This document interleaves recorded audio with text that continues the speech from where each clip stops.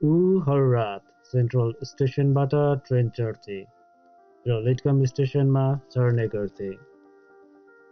सधैँ एउटै सादा पोसाकमा, सेतो सर्ट, सेतो प्यान्ट र कालो नाइकीको जुत्तामा देखिन्थे, मानौ कि उसको मनपर्ने रङ हो सेतो। ऊ हेर्दा साह्रै राम्री, पुक्क पुक्क परेका ती गाला, गाजलु ती ठुला ठुला अनि डरलाग्दा आँखा अनि बाक्ला ती खुला कालो केस।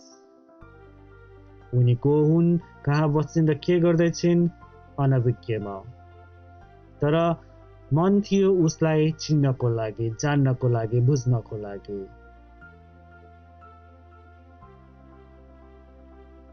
ऊ खोइ किन हो सधैँ म चढेको क्यारेजमा नै आउँथिन् र सबैभन्दा अगाडि झ्यालसँगैको सिटमा बस्ने गर्थिन् र म भने सधैँ ऊ बसेको सिटको पछाडि हुन्थे।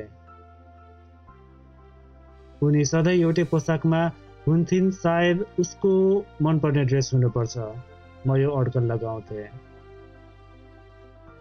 तर अचम्मको कुरा के हो भने मैले उसको फेसमा कहिल्यै हाँसो देखिनँ, न त कहिले कोहीसँग बोलेको, न त साथीसँग कुरा गरेको, न घर परिवारमा, न कसैसँग बोलेको नै। यो सब भएको पनि झन्डै 2 महिना जस्तो भइसकेछ।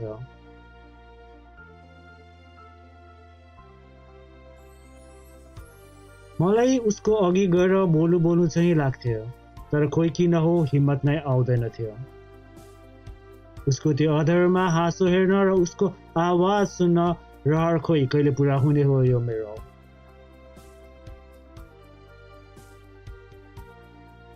ऊ सधैँ एउटै टाइममा ट्रेन चढ्ने गर्थे, रातको 10:10 को ट्रेन। अनि सधैँ 10:30 मा ऊ लिटकम झर्थे अनि म उसलाई विन्डो सिटबाट हेरिराख्थे नजरले भएसम्म। म झर्नुपर्ने त ग्रान्ड हो, लिटकमबाट 2-3 स्टप उता। तर खोइ किन हो मलाई एक दिन उसको पिछा गर्न मन लाग्यो, उसको बारेमा जान्नु मन लाग्यो। त्यो दिन उनीसँगै म पनि स्टेसनमा झरेँ अनि उसलाई थाहा नपाउने गरी उसको पछि पछि लाग्न थाले। ऊ स्टेसनबाट बाहिर निस्किन्छन् अनि सुरु केही नबोली कतै नबोली अघि बढ्छिन्। म उसको पछि पछि अनि ऊ मेरो अघि अघि। समय 10:30 को छ। खोइ कुन्नी किन हो आज मलाई उसको पछि पछि लाग्न अलिअलि डर, अलिकति क्युरियोसिटी र माया पनि लागिरहेको छ। ऊ स्टेसनबाट निस्केर लेफ्टमा पोस्ट अफिस हुँदै रेलवे स्ट्रिटबाट अघि बढ्छिन्। अलि फाटाफुट्टा मान्छेहरू बाटोमा हिँडिरहेको छ। जति उनी अघि बढ्छिन्, मान्छेहरू पनि त्यति पातलिँदै गएको छ। बाटो सुनसान छ।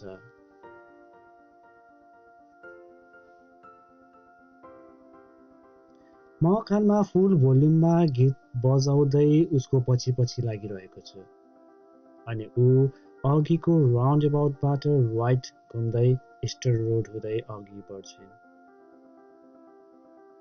अनि एउटा घरभित्र छिर्छिन्।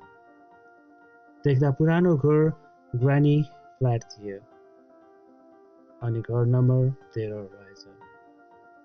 म फर्किन्छु खुसीको साथ कि मैले उसको घर पत्ता लगाएँ भनेर। म त्यो रात राम्रोसँग सुत्न सकिनँ।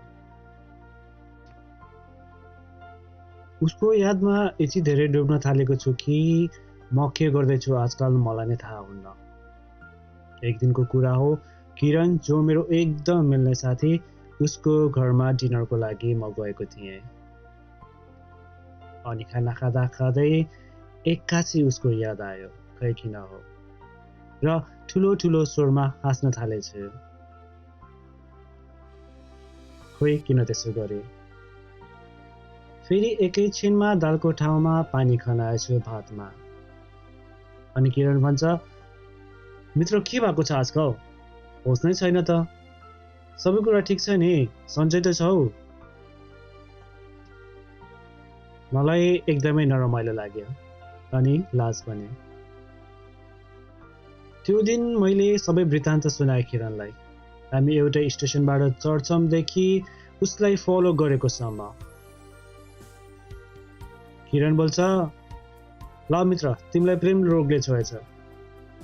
तिमी मायामा दुब्लाउँदै गएको हो कि सफेद वालीले स्लिम बनाउँदै लगेको हो? पहिला त हट्टा गरेर थियो त। अनि मलाई पनि यो सफेद वालीसँग भेट्न मन लाग्यो यार। सफेद वाली नयाँ नाम थियो उसको। यति धेरै समय बितिसक्दा पनि उसको नाम थाहा छैन मलाई। अनि मैले नि ओके हुन्छ नि त, त्यसो भए हामी भोलि रातको 10:10 को ट्रेनमा भेटौँ न त सेन्ट्रल स्टेसनमा, अनि त्यही देखिहाल्छौ नि तिमीले पनि। अनि किरण भन्छ, ओके हुन्छ नि, त्यही भेटौँ। अनि एउटा सेल्फी पनि लिनुपर्छ है। अनि मैले सोधे, सेल्फी चाहिँ किन नि? किरण भन्छ, वन्स अपन अ टाइम तिमीलाई नि स्लिम बनाउने यो सफेद वाली खो रहेछ भनेर नि पछि तिम्रो बच्चा बच्चीलाई सुनाउनु पर्यो नि तिमीहरूको प्रेम कहानी। अनि म भन्छु, ओके ठिकै छ, लिनु त लिऊ, तर सोधेर मात्र लिऊ है। अनि त्यसपछि भोलिको दिनको प्रतीक्षा रह्यो। भोलिको दिन किरण नि आयो सेन्ट्रल स्टेसनमा त्यही टाइममा।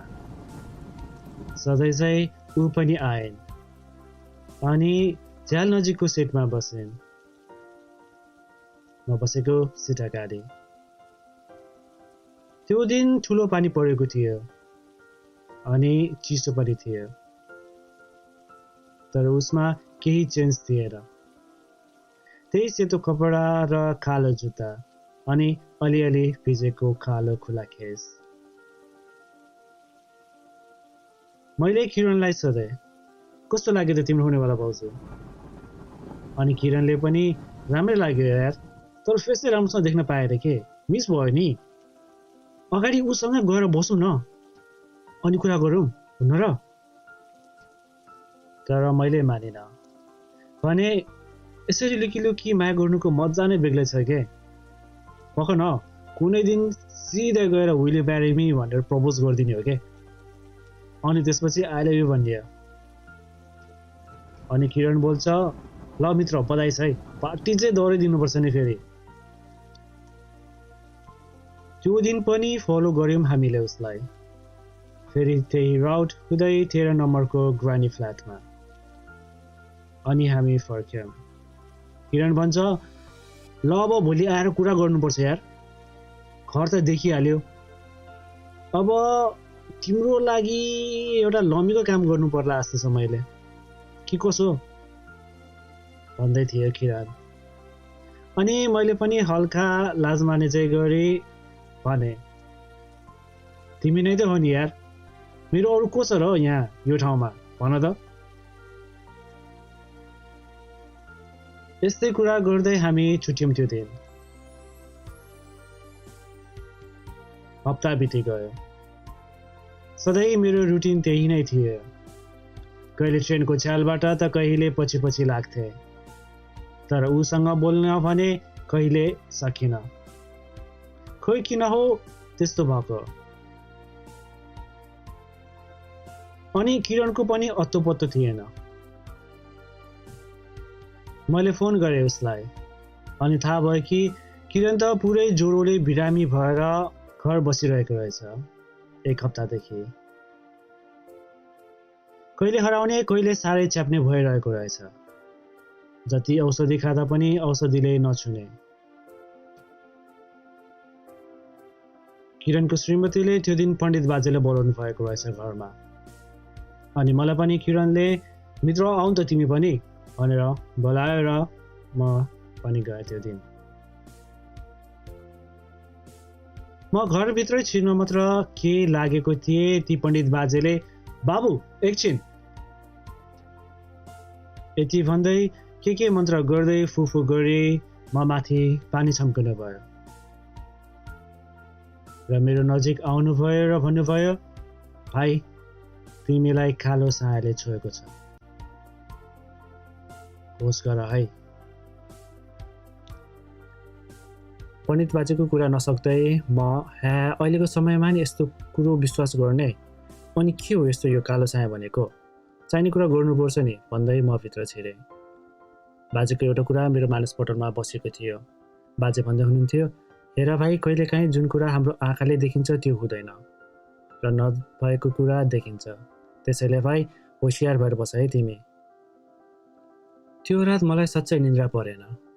सायद डरले हो कि म सोच्दै थिएँ के पण्डित बाजेको कुरा सत्य हो त, के मैले भूत प्रेत देखेको हो त, के मैले एउटा आत्मा जो बितिसकेको छ यो संसारमा नै छैन उसँग माया गर्दै बसेको त होइन नि।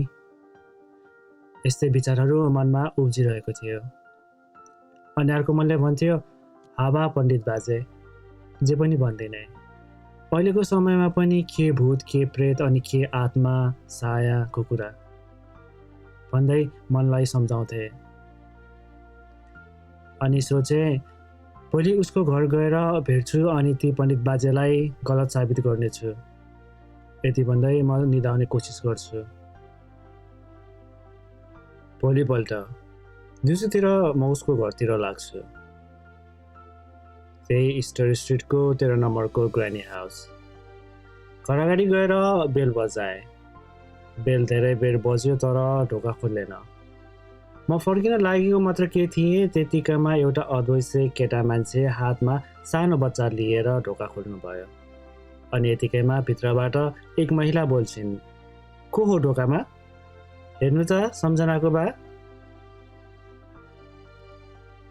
अनि ती अद्वैत मान्छे भन्छन्, yes can I help you much? अनि मैले नमस्ते गर्दै, हजुरहरू त नेपाली हुनुहुँदो रहेछ है भन्दै आँखा घरभित्र डुलाउन थाल्छु। अनि त्यो मान्छे बोल्छन्, कसलाई खोज्नुभयो? मैले त भाइले चिनिनँ नि। म भन्छु, म एउटा साथीलाई खोज्दै हिँडेको भन्दै सारा मेरो कथा सुनाए। अनि ती अद्वैत मान्छेले मलाई घरभित्रै आउनु न भन्दै हामी घरभित्र छिर्यौँ। म घरभित्र छिर्दा कता कता मनमा चिसो पसे जस्तो हुन्छ। म उसको फोटो घरको भित्तामा फुलमाला चढाएको देख्छु अनि एकछिन स्तब्ध हुन्छु। मैले ती अद्वैत मान्छेलाई सोध्छु, उहाँ फोटोमा हुनुभएको को हो? ती अद्वैत मान्छे लामो सास फेरेर बोल्न थाल्छन्, ऊ मेरो छोरी, 6 महिना भयो बितेको, यही राउन्ड एबाउटमा कार एक्सिडेन्ट भएर, न्यु इयरको दिन। यति भन्दा मात्र उहाँको आँखा रसाइसकेका थिए र आवाज मलिलो। साथीहरूसँग न्यु इयर इभ मनाउन गएका थिए। फर्किँदा रातको 2 बजेतिर ठुलो एक्सिडेन्टको आवाज यहाँसम्म सुनियो। तर हामीलाई के थाहा त्यो नयाँ वर्षले हाम्रो सबै खुसी लिएर जान्छ भनेर। ती मान्छेको आँखाभरि आँसु र आवाज लडबडाउँदै थिए। फेरि अघि बोल्नुहुन्छ, ड्रिङ्क एन्ड ड्राइभ केस रहेछ। त्यो इभमा राति साथीकोमा ड्रिङ्क गरेर फर्किएको रहेछ। उसको साथीहरूले उबर गरेर जाऊ कि यहीँ बस भोलि जाऊ भन्दा पनि मानेन रे ऊ। उसको 2-3 जना साथीलाई घर छोडी फर्केदा यही घर नजिक आएर यस्तो नराम्रो घटना भयो भाइ। लेखेको हो सबै, अब के गर्न सकिन्छ र। त्यो दिन जय बाबु पनि घरमै हुनुहुन्थ्यो। एक कल मात्र गरेको भए पनि लिन जानुहुन्थ्यो। आँखाबाट आँसु झर्छ ती मान्छेको अनि मेरो पनि आँखा भरिन्छन्। अब यी एउटै छिन् मेरो सानो नातिनी छोरी, आफ्नो सानो नातिनीतिर देखाउँदै। यसको अनुहार हेरेर मन बलाउँछौँ हामी बुढाबुढी आजकल। अहिले पनि कहिलेकाहीँ ज्वाइँ कोठामा रुने गर्नुहुन्छ सम्झनालाई सम्झेर। कति सम्झाउने उहाँलाई पनि, जिन्दगी धेरै लामो छ यसरी एक्लै काट्नलाई। अनि मन भारी बनाउँदै हामी अर्को बिहे गर्नु बाबु, जाने मान्छे त गइसक्यो भनेर कति सम्झाउँछौँ, खोइ मान्ने हुन्न। मेरो छोरीको लभ म्यारेज थियो, साह्रै खुसी थियो, उसको सानो मायाको संसार। नेपालमा धुमधामसँग बिहे गरेर सँगै अस्ट्रेलिया आए अनि हामी नि यी नातिनी पेटमा आएपछि आएका हौँ। कति खुसी थियौँ सबैजना, तर दैवको लेखा आज यस्तो भयो बाबु। भित्रबाट आन्टीले जुस ल्याएर दिनुहुन्छ अनि भन्नुहुन्छ, बाबु नि सम्झनाको साथी हुनुहुन्छ हो, पहिला त कहिले देखे जस्तो लाग्दैन। अनि मैले सबै वृत्तान्त भनिदिएँ।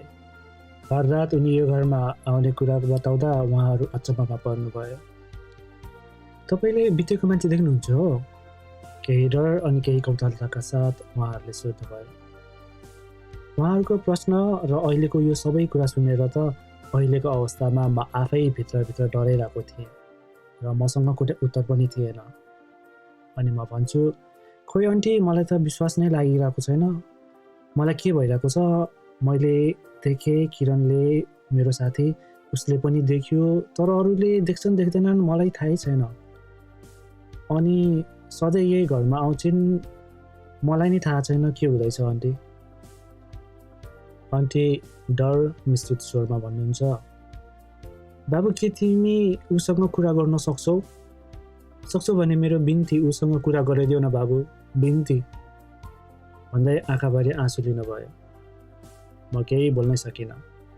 बोल्नु पनि के, म एउटा बितिसकेको मान्छेको मायामा डुबिरहेको छु। म एउटा बितिसकेको मान्छेलाई देखिरहेको छु। म बोल्छु, आन्टी म अहिलेसम्म उसँग बोलेको छैन, बस देखेर उसलाई फलो गर्दै यहाँसम्म आइपुगेको मात्र हो। तर मैले फेरि उसलाई देखेँ भने चाहिँ यो पटक पक्कै कुरा गर्नेछु र तपाईँहरूको पनि कुरा राख्नेछु। यति भन्दै म ग्लासको जुस सकेर त्यहाँबाट फर्किन्छु। मन भारी भयो सबै कुरा सुनेर अनि धेरै डर पनि लाग्यो। त्यसमाथि पण्डित बाजेको कुराले त झन् त्रासितै गराउन थाल्यो। होस् गर है भाइ भनेको कुरा झलझल्ती आइरह्यो।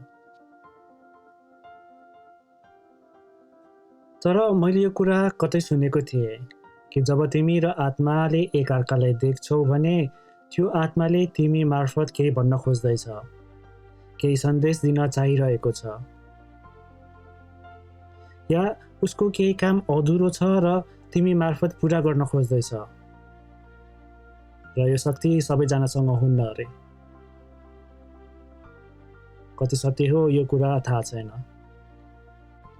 र यदि सम्झनाको नि केही काम अधुरो रहेको रहेछ भने सायद त्यो काम म मार्फत पुरा गर्न खोजेको होला, या हो कि सायद त्यसैले नै हामीले एकअर्कालाई देखेका हौँ कि। तर किरण उसले कसरी देख्यो त? अब यो सब कुरा सम्झनालाई नै सोधेर थाहा हुनेछ भन्दै म अघि ट्रेन स्टेसनतिर अगाडि बढ्छु। फर्कदा त्यही राउन्ड एबाउट जहाँ उसको कार एक्सिडेन्ट भएको थियो त्यहाँ एकैछिन निहाल्छु अनि अघि बढ्छु ट्रेन स्टेसनतिर। बाटोभरि यही सोचमा रहे कि अब कहिले भेट हुन्छ र यो सबै कुरा गरौँ। भने अर्कोतिर डर पनि थियो उसँग भेट हुन्छ हुन्न, भेट भयो भने कसरी कुरा गर्ने उसँग। के म साँच्चै आत्मा देख्ने भएको हो त? मनभरि प्रश्नहरू गर्दै घरतर्फ लाग्छु म। आज पनि सधैँ चाहिँ त्यही ट्रेन समाते कामबाट फर्केदा, तर आजको समय छुट्टै छ। हिजोको समयमा उनी मेरो माया थिइन्, आज उनी एउटा आत्मा छिन् जुन अरूले देख्छ देख्दैन केही थाहा छैन। आजको यो समय अरूभन्दा फरक छ। सधैँ चाहिँ त्यही सेतो पोसाकमा नै थिइन् उनी। आफ्नो स्टेसन आएपछि सधैँ आफ्नो सिट अगाडि हुँदै जाने उनी आज म बसेको सिटतर्फ हुँदै आइन् र मलाई एकछिन हेरिरहिन् र केही नबोली ट्रेनबाट झरिन्। उसको आँखामा आँसु थियो, खोइ किन हो। सायद यो सबै पीडाहरू ऊ मलाई पोख्न खोज्दैछ। अर्को दिन बिहानै मैले किरणलाई फोन गरेर सबै कुराहरू भने। के भयो सबै कुरा सुनाए। ऊ केही बोल्न सकेन।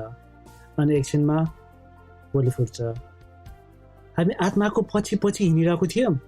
ओ माई गड, त्यही भएर म बिरामी भएको रहेछ।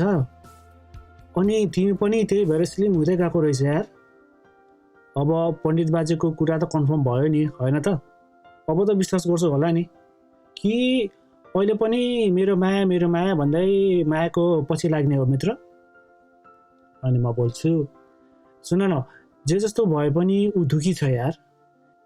हिजो पहिलो पटक उसको फेस राम्रोसँग देखेँ। आँखाभरि यति पीडा दुःख छ यार उसको। सायद उसले केही भन्न खोजिरहेको जस्तो छ क्या हामीलाई, त्यही भएर हामीले देखेको हो कि उसलाई। हामीले एकचोटि कुरा गर्नै पर्छ यार, र आई निड योर हेल्प यार यसमा, है प्लिज हेल्प गर्छौ नि? किरण भन्छ, सरी मित्र, म यसमा हेल्प गर्न सक्दिनँ यार। कम्ता खतरनाक बिरामी भयो म, 1 हप्ता पुरै बेड रेस्ट। अनि पण्डित बाजे आएपछि मित्र बल्ल निको भयो नि। औषधिले त छुँदै नछुने यार। मलाई चाहिँ यसमा इन्भल्भ नगर यार, बरु अरू भन होइन। I am ready to help, तर यसमा चाहिँ सरी यार। र अर्को कुरा, मेरो बुढीले थाहा पायो भने मलाई त कान्छे खान्छे। भनेर सोधाइ, ओके ठिकै छ मित्र, त्यसो भए म भोलि उसँग आफै गएर कुरा गर्छु। भोलि होइन पर्सि, भोलि त मेरो अफ छ, घरमा सुतिन्छ यार। यति भन्दै थिएँ, किरण बोल्छ, तिम्रो आज र भोलि अफ होइन? अनि मित्र भनेको मान्छौ भने तिमी पनि यो सब छोड्यो यार। त्यसको पछि नलाग के, बियो है साथी एकदम। अनि म पनि ओके मित्र भन्दै फोन राख्छु। मनमा अलिअलि डर बढिरहेको थियो। पहिला त बस को थियो, अहिले त आत्मा भन्ने थाहा भयो। किरण पनि बल्ल बल्ल उठेको छ बिमार भएर। अनि हिजो ऊ मलाई हेर्दै आँखाभरि आँसु लिँदै यस्तो लाग्थ्यो केही भन्न खोज्दै जस्तो।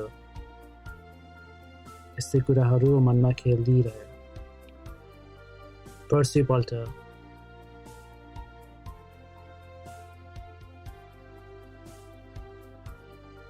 सधैँको उही रातको भेट, आज केही भिन्न छ समय।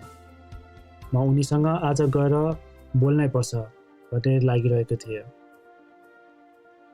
त्यही समय अनि त्यही टाइमको ट्रेनमा ऊ आइन् अनि आफ्नै प्यारो सिटमा गएर बसिन्।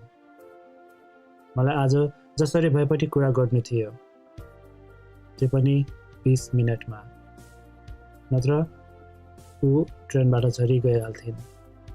र यस्तो अवस्थामा उसको पछि जाने त हिम्मत नै भएन। म ऊ बसेको सिटको पछाडि सिटमा छु। यो क्यारेजमा 6-7 जना मान्छेहरू छन्। सबै व्यस्त छन्। कोही मोबाइलमा त कोही बुक पढिरहेका थिए, अनि कोही भने फोनमा गेम खेलिरहेको थियो। म हिम्मत गरेर ऊ बसिरहेको सिटको अगाडि गएर बस्छु, ऊतर्फ फर्केर। अनि मनमा डर भए पनि नडराए जस्तो गरी उसँग कुरा गर्न अगाडि बढ्छु। हाई, आई एम आस्तिक। म तिमीलाई सधैँ देख्छु यही ट्रेनमा, अनि लिटकम स्टेसनमा झर्छु है। ऊ मतर्फ फर्किन्छ, तर केही बोल्दैन। आज उसको अनुहारमा छुट्टै चमक देखिन्थ्यो। किन हो कुन्नी? म फेरि बोल्छु, अनि तिम्रो नाम के हो? ऊ केही बोल्दैन। ला, तिमी लाठी हो कि क्या हो? ऊ रिसाको नजरले हेर्छिन्। मनमा डरले घर बनाइसकेको थियो, तर पनि नर्मल बिहेभ गरे, एज इफ कुनै मान्छेसँग बोल्दैछु। सम्झना मेरो नाम। घर त तिमीलाई थाहै छ। म कहाँ बस्छु भनेर तिमीलाई भन्नु पर्दैन होला। अनि तिम्रो प्यान्टको लेफ्ट पकेटमा हेडफोन छ, पहिला लगाऊ। ल त तिमीलाई पागल भन्ला मान्छेहरूलाई। म त केही सोच्नै सकिनँ। ऊ बोलिन् र मैले सुने। Now I can see and listen spirit talking. आत्मा त देखे, आत्मा बोलेको पनि सुन्दैछु। मनमा नै भने। अनि मैले नि केही प्रश्न नगरी प्यान्टको पकेटबाट हेडफोन झिकेँ र एउटा कानमा लगाएर भने, अब सुन्यो राम्रोसँग? ऊ मलाई हेर्दै मुस्कुराए। भन, किन फलो गरिरहेको छौ तिमीहरू? तिमी र तिम्रो साथी मलाई? अनि मेरो घर पनि पुग्यो होइन? उसको प्रश्न थियो। म त 3 चक परे उसको कुरा सुनेर। उसले त सब थाहा रहेछ।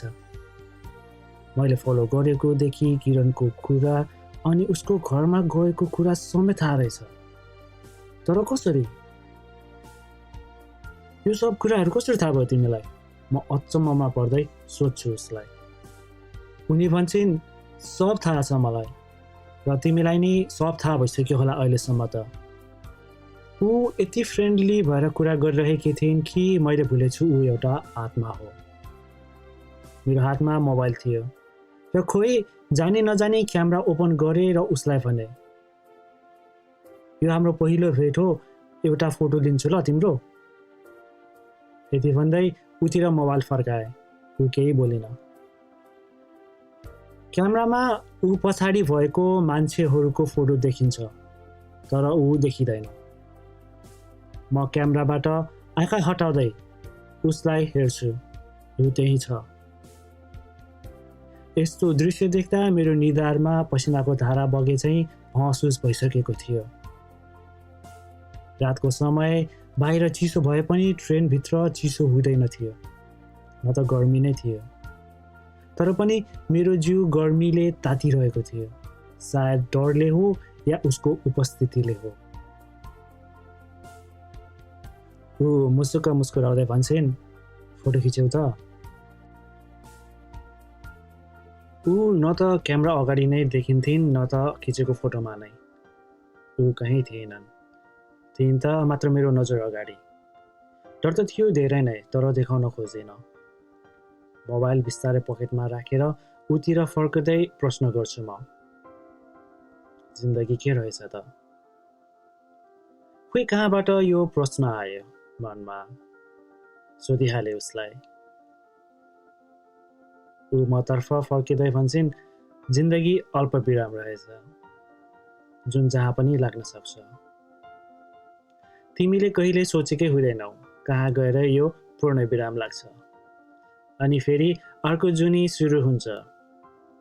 शरीर त्याग्नु शरीरको लागि पूर्ण विराम हो र आत्मालाई एउटा अल्प विराम। फेरि अर्को जुनी जिउनुको बाटो अनि अर्को यात्रा सुरु। शरीर नाशवान छ र नासिएर जान्छ र आत्मा अर्को चोला फेर्छ। तिमी भाग्यमानी छौ जुन दुवै चोला भोगिरहेको छौ। मतलब? म भन्छु। उनी बोल्छिन्, मतलब धेरै थोरै मात्र हुन्छन् जो बितिसकेकाहरूलाई देख्छन्, सुन्छन् र उनीहरूलाई मुक्तिको बाटोतिर अघि लिएर जान्छन्। म मनमा नै सोध्छु, मुक्तिको बाटो। हेर्दा हेर्दै लिटकम स्टेसन पनि आयो। समय आज धेरै छिटो हिँडे चाहिँ लाग्यो। ऊ त्यहाँबाट उत्रिन् र आफ्नो बाटो लाग्न मात्र के लागेकी थिइन्। मैले उसलाई बोलाउँदै सोधेँ, सम्झना के म स्पेसल छु? ऊ मतर्फ हेर्दै भन्छन्, समय आएपछि सब कुरा थाहा पाउनेछौ। यति भन्दै ऊ त्यहाँबाट हराइन्। मनमा हजारौं प्रश्नहरूको रेस चलिरहेको थियो। जिन्दगी अल्पविराम, पूर्णविराम, शरीर, आत्मा, चोला, स्पेसल पावर अनि समय आएपछि के थाहा त? के कुराहरू मेरो अगाडि आउँदैछन् त? कस्तो परिस्थितिहरू लिएर आउने हुन् त समयले? सबै मनमा दौडिँदै गरेका प्रश्नहरू निहाल्दै र खोतल्दै गर्दा साह्रै अबेर भइसकेछ। अब त पल्टिनुपर्छ भन्दै म प्यारो आफ्नो खाटमा पल्टिन्छु। अनि फेरि उसको आमाको कुराले झसङ्ग हुन्छु। बाबु, के तिमी उसँग कुरा गर्न सक्छौ? सक्छौ भने बिन्ती एकचोटि कुरा गराइदेऊ न। आँखामा झल्झलियो उहाँको शब्दहरू र उहाँको आँसुले भिजेको अनुहारहरू आँखा सामु घुमिरहन्छ। अनि सोचे, मैले सम्झनालाई उसको परिवारको अगाडि बोलायो भने के उनी आउँछिन् त? के म उहाँहरूसँग सम्झनाको कुरा गराउन सक्छु त? अनि के कुरा गर्ने होला है? विश्वास गर्नुहुन्छ होला त? फेरि कतै मलाई पागल पो ठान्ने होला कि? खोइ के गरौँ म? कुरा गराउँ भने कसरी गराउँ? फेरि कतै बिस्तारै भरिन आँटेको घाउ खोतले झैँ पो हुने हो कि? कतै फेरि रिसाउने पो हो कि? खोइ के गरौँ? अनि खै के गर्ने हो त? तर नि एकचोटि कुरा चाहिँ गर्नै पर्छ जस्तो छ। कुरा गर्दैमा के नै होला र, होइन र? भन्दै मनमा आफूलाई सम्हाल्दै पल्टिन्छु। आज अलि अबेर उठे, सायद रातमा राम्रोसँग निद्रा नपरेर होला। आफ्नो नित्यकर्म सकेर मोबाइलमा हिजो लिएको फोटो हेर्दै थिएँ, जहाँ सम्झना बाहेक अरू सबै थिए।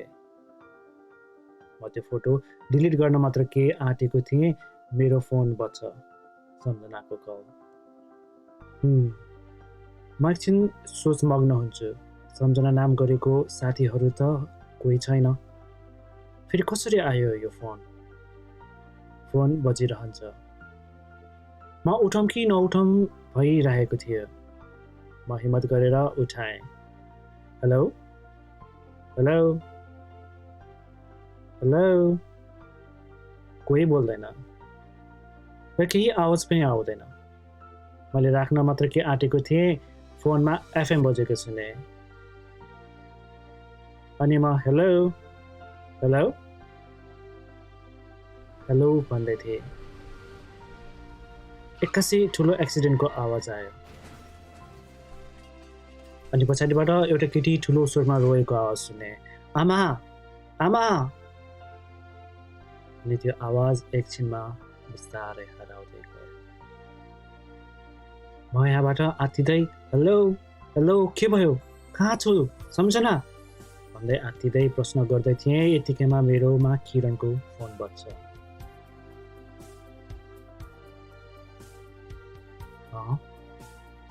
के हो यो? के भइरहेको छ आज मलाई? कति म पागल? होइन, दिस मस्ट बी मेसेज भन्दै म किरणको फोन उठाउँछु र सबै भएको कुराहरू सुनाउँछु। किरण डराउँदै थियो र पण्डित बाजेलाई देखाउनु सुझाव पनि दिँदै थियो। तर मेरो मनमा सम्झनालाई मद्दत गर्नु छ भन्ने थियो। तर कसरी? मसँग सम्झनाको आमाबाको र उसको हस्बेन्डको फोन नम्बर पनि थिएन। अनि म उनीहरूको घरमा जाने र सबै कुराहरू वृत्तान्त सुनाउने भन्दै लिटकम स्टेसनतिर लागेँ। स्टेसन आयो अनि अघि बढ्दै जाँदा त्यही राउन्ड एबाउट नि आयो। मलाई त्यो ठाउँमा साह्रै गर्मी भएको महसुस भयो। मानौ कि कुनै आग लागि भइरहेको छ यहाँ, त्यस्तो महसुस भइरहेको थियो। तर आज मौसम चिसो चिसो नै छ। फेरि यस्तो महसुस किन? म सम्झनाको घर पुग्छु र बेल बजाउँछु। सम्झनाकी आमाले ढोका खोल्नुभयो र ए बाबु आउनु न भन्दै घरभित्र बोलाउनु भयो। आज सबैजना घरमा नै हुनुहुँदो रहेछ। सम्झनाको बाबा, आमा अनि श्रीमान र उसको साथी अनु पनि, जसकोमा न्यु इयर पार्टी भएको थियो। सबैजना मलाई देखेर केही डर र आश्चर्य मानि हेरिराख्नु भएको थियो। सम्झनाको श्रीमानसँग मेरो पहिलो भेट थियो। उनी यस्तो कुरामा विश्वास नगर्ने र यस्तो कुरा हुँदै नहुने भन्दै थिए भने अनु चाहिँ डर र कौतूहलताका साथ यस्तो नि हुन सक्छ र भन्दै थिए। र आमा बाबा बिचारा आशे त हो, र जे भए पनि आफ्नी प्यारी छोरी भित्र गए पनि कहाँ होलिन् र कस्तो होलिन् भन्दै चिन्तित अवस्थामा। सम्झनाकी आमाले सोध्नुहुन्छ, बाबु के साँच्चै तपाईँले मेरो छोरीसँग भेट्नु भएको हो त? कस्ती छे होली र कहाँ छे होली मेरो छोरी अहिले? आँखाभरि आँसुका साथ सोध्नुहुन्छ र मैले पनि सबै कुरा सुनाएँ। यहाँबाट गएको केही दिनपछि फेरि सम्झनालाई देखेँ, तर त्यसपटक उसको आँखामा आँसु देखेँ। तर केही बोल्ने हिम्मत आएन। अनि यस्तो लाग्थ्यो सायद ऊ केही भन्न खोज्दैछ। अनि हिजो हिम्मत गरेर उसँग कुरा गरे पहिलो पटक, तर धेरै कुरा हुन सकेन। आज बिहान यहाँ आउनुभन्दा अगाडि मेरो फोनमा रिङ बज्यो, सम्झना नाम गरेको। तर विश्वास गर्नुहोस्, मेरो साथी सर्कलमा र कन्ट्याक्ट लिस्टमा सम्झना नामको कोही पनि छैन। डरका साथ उठाएँ अनि एकछिनसम्म त कोही बोलेन। मैले फोन काट्न मात्र के लागेको थिएँ, एफएम बजेको सुने अनि ठुलो एक्सिडेन्टको आवाज सुने। त्यो एक्सिडेन्टको आवाज अझै मेरो कानमा गुन्जिरहेको छ। र त्योभन्दा नि ठुलो कुरा के भने मैले सम्झनाको आवाज सुने, जहाँ आमा आमा भन्दै पीडाले रोइरहेको थिएँ।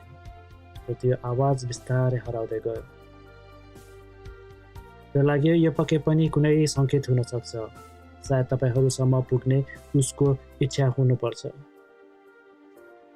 यति मात्र के भनेको थिएँ, सम्झनाको श्रीमान आँखा रातो रातो बनाउँदै रिसले जोड जोडले कराउन थाले।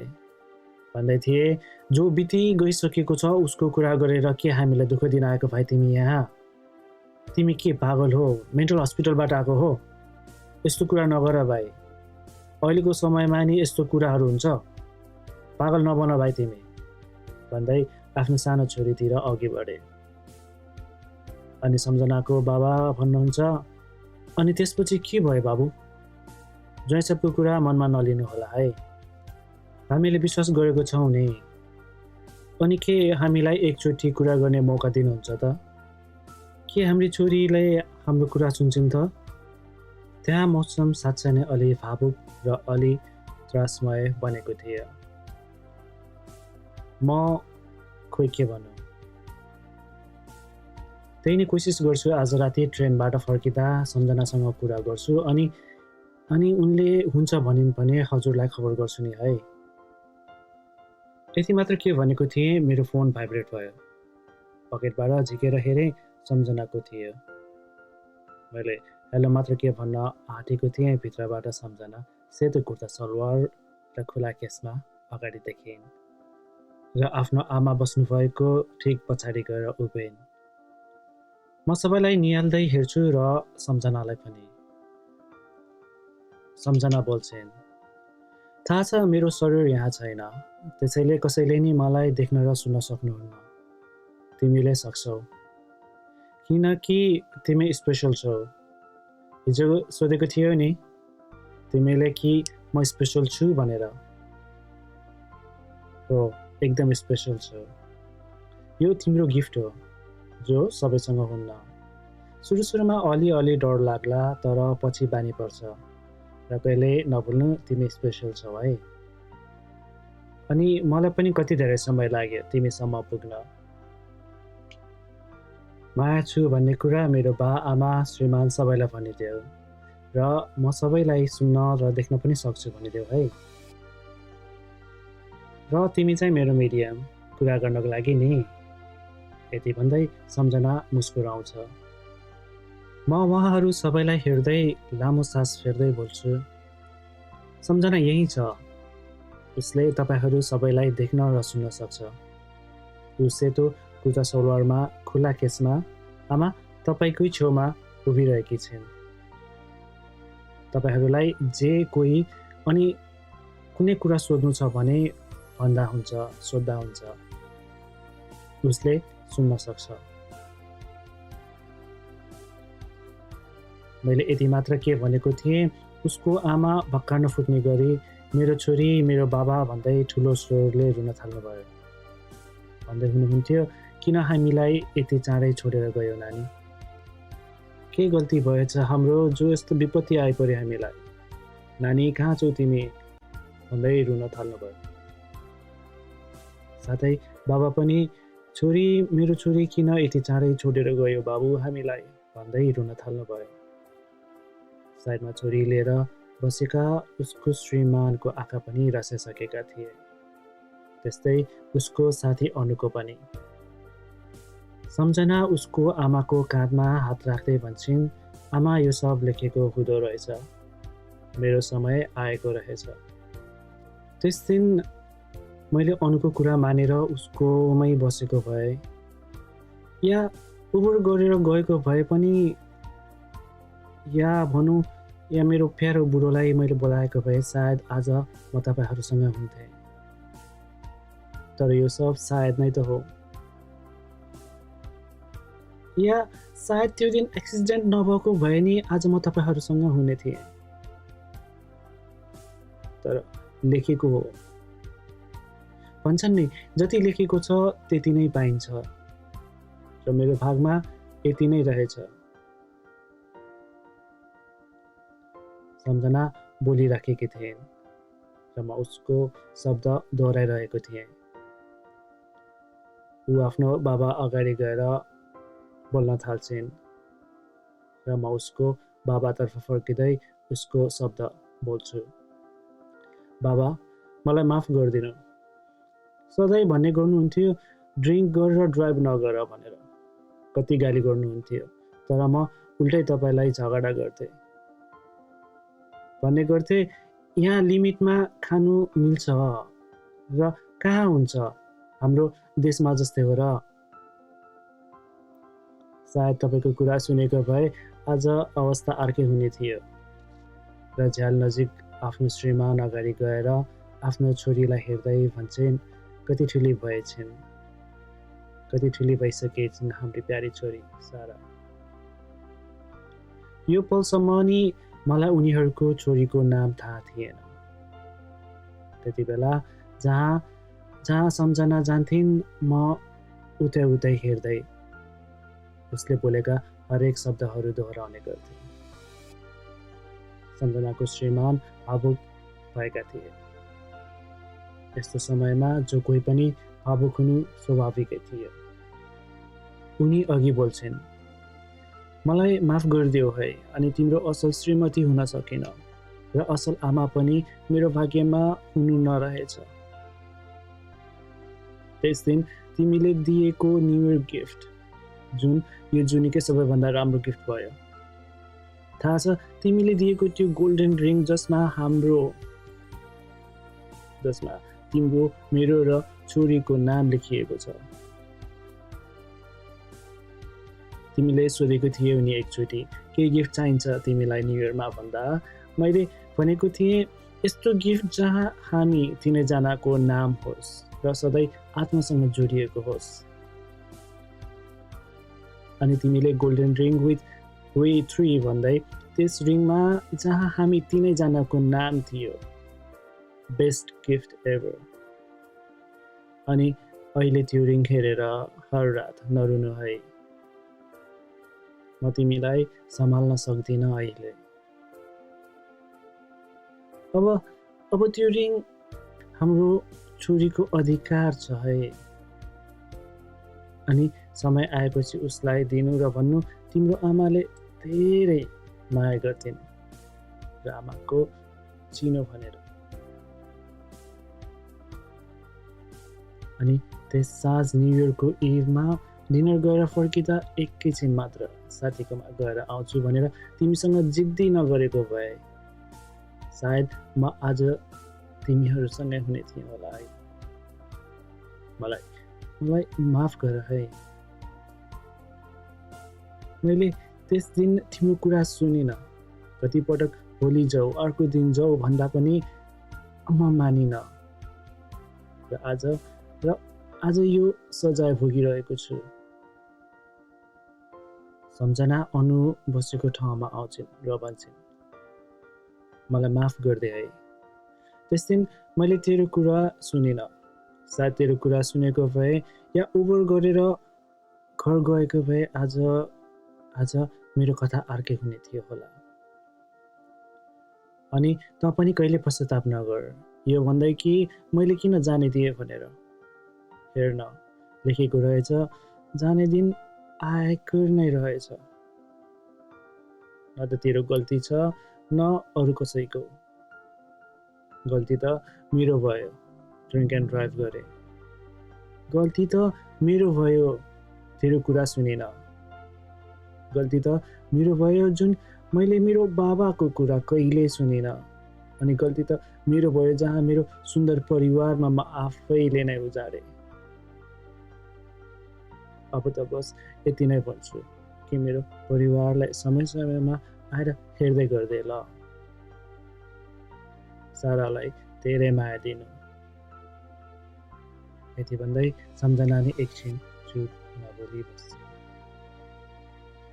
यतिकैमा सम्झनाको श्रीमान म भएको ठाउँमा आएर बोल्छन्।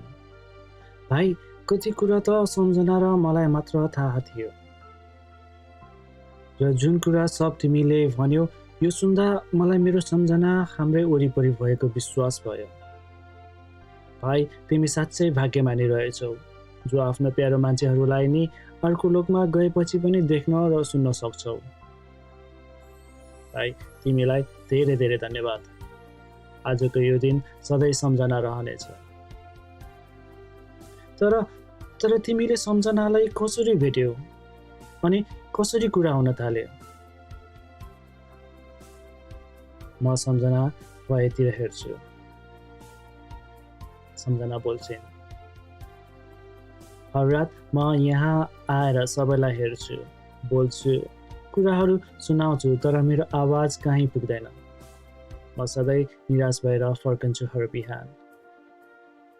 सधैँ एउटै कर्म।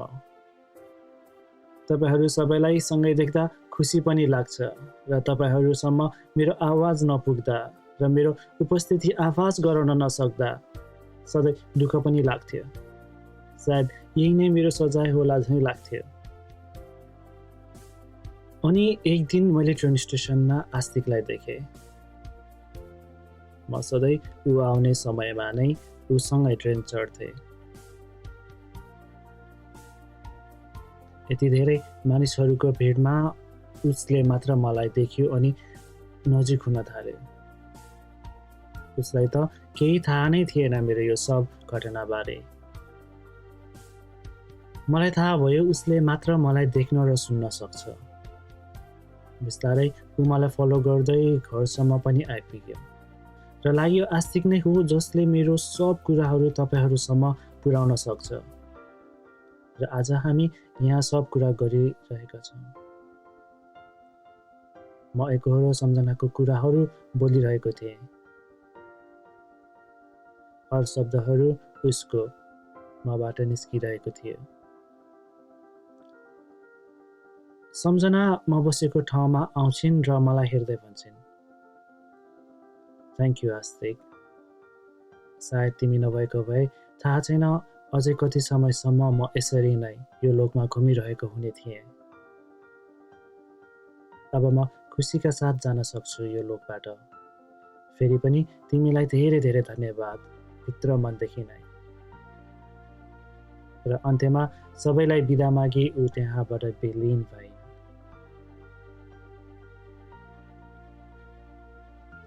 अब त्यहाँको माहौल एकछिन रुवाबासीपछि शून्य भयो, शान्त भयो। सम्झनाको आमा बाबु र श्रीमान अलिकति खुसी देखिन्थे, यसकारण कि उनी राम्रै ठाउँमा पुगिन् भनेर। म त्यहाँबाट निस्किन्छु मन भारी बनाउँदै। म अब सम्झनालाई कहिले देख्न र सुन्न पनि सक्दिनँ भनेर। र अर्को मनमा खुसी पनि हुन्छु कि कोही मृत आत्मालाई खुसी शान्तिका साथ यो अर्को लोक नि पार गराउन मद्दत गरे भनेर। म घर फर्किँदै थिएँ। ट्रेन स्टेसन खाली जस्तै थियो, सायद मध्याह्न दिउँसो भएर होला। ट्रेन आयो। म ट्रेनभित्र छिरेँ अनि डोर क्लोजिङ भन्दै थियो। यतिकैमा एउटा केटा हतारिँदै ट्रेन स्टेसनको भर्याङबाट दौडिँदै आयो र ट्रेनभित्र फुत्त छिर्यो। उसले मलाई हेर्दै भन्यो, ब्रो ट्रेन झन्डै मिस भएको नि। मलाई साह्रै डर लाग्यो उसको ट्रेन चढ्ने शैली देखेर। डर यसकारण कि ट्रेनको ढोका लागिसकेको थियो र ट्रेन हिँडि पनि सकेको थियो। र ऊ भित्र कसरी? मैले भने, हुन्छ ब्रो कहिलेकाहीँ। ऊ फनक्क आफ्नो शिर मतिर घुमाउँदै मुसुक्क हाँस्दै मसँग आएर बोल्छ, ब्रो तिमीले मलाई देख्न र सुन्न सक्छौ